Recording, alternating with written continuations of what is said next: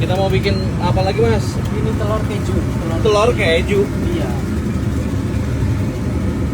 Isinya keju gitu, Mas. Isinya keju sama telur.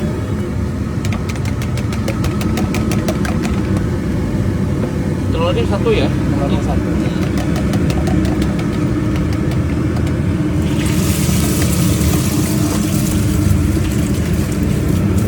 Cepet.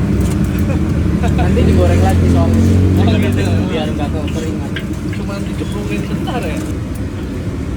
Wah, ini nih.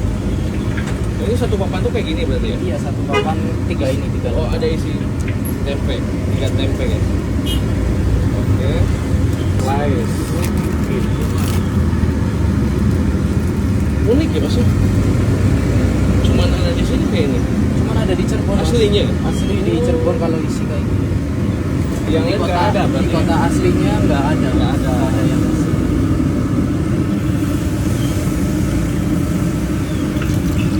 Yes. Isi aja ya. Paling dikit gosong ya? Dikit kosong.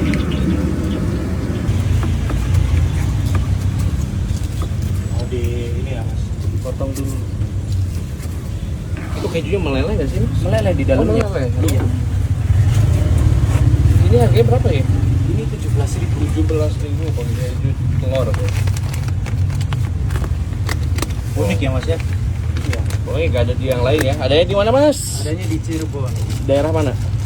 Cirebon Jalan Tupare. Patokannya apa? Patokannya depannya Manda, dekat Ayam Penyet Surabaya. Oke.